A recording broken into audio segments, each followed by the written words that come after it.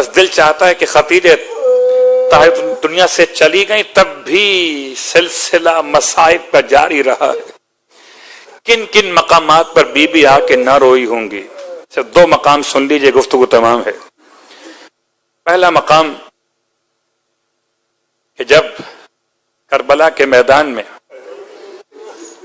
سب سے مشکل وقت وہ تھا جبکہ لوٹ مچی ہوئی تھی،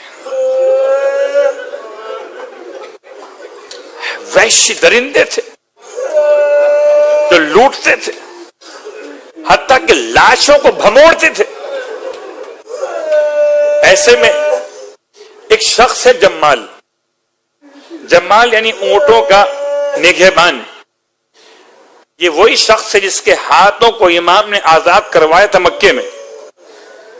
کہتا ہے میں جب کربلا کے مقتل میں پہنچا دیر ہو گئی تھی اور سارا سامان حسین کا لوٹ لیا گیا تھا. کہتا ہے میں مقتل میں داخل ہوا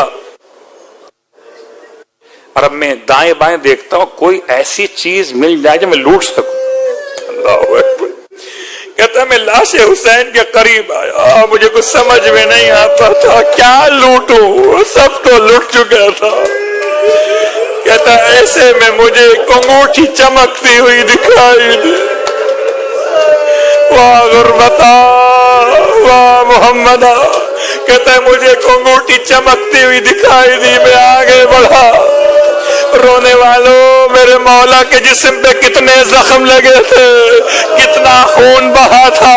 کہتا ہے میں جب انگوٹھی اتارنے قریب آیا تو انگلی بڑی سخت ہو گئی تھی، خون جم گیا تھا یا جسم میں ورم پیدا ہو گیا تھا، انگوٹھی اتر نہیں رہی تھی.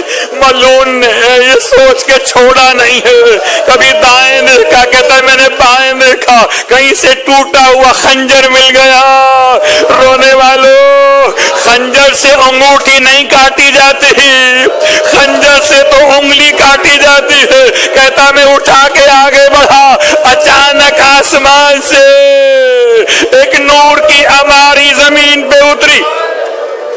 کہتا ہے میں گھبرا کے ٹیلے کے پیچھے چھپ گیا، ٹیلے کے پیچھے چھپ گیا. ہماری سے پردہ اٹھا، ایک ریشے دراز بزرگ اپنے ریش میں خون ملے ہوئے، پیشانی پہ خاک ملے ہوئے، گریبان کھولے ہوئے ہماری سے باہر آئے اور 2 بیویاں ساتھ میں آئیں. ایک بیوی نے ایک کا ہاتھ تھاما ہوا تھا. کہتا ہے میں نے دیکھا ارے ایک اپنے پہلو کو تھامے ہوئے، دوسری اس بیوی کو تھامے ہوئے. منادی کہتا تھا یا خود روایت کے جملے ہیں. ہائے ایک مرتبہ بیوی آگے بڑھی، کبھی بابا سے کہتی تھی بابا میرا حسین، کبھی ماں سے اماں میرا حسین. ہائے خدیجہ لاش حسین پر مقتل میں آئی ہے، رسول خدا کے ساتھ آئی ہے. ایک منظر وہ تھا، بس آخری جملہ. دوسرا منظر خولی کا گھر ہے، خولی کا گھر ہے. خولی کے 2 گھر ہیں، ایک کوفے کے اندر ہے، ایک کوفے کے باہر ہے. کہتے سر حسین شب عاشور، شب شام غریبہ میں ہی روانہ کر دیا تھا، شب 11 میں روانہ کر دیا تھا. یہ ملعون سر حسین لے کر دوڑتا ہوا گھوڑے پہ چلا ہے. کہتا کوفے کا دروازہ بند ہو گیا تھا، باہر والے گھر میں گیا ہے، وہاں اس کی بیوی رہتی ہے. اس نے سر حسین کو جلتے ہوئے تندور میں ڈال دیا، اوپر سے تندور کے ڈھکنے کو بند کر دیا.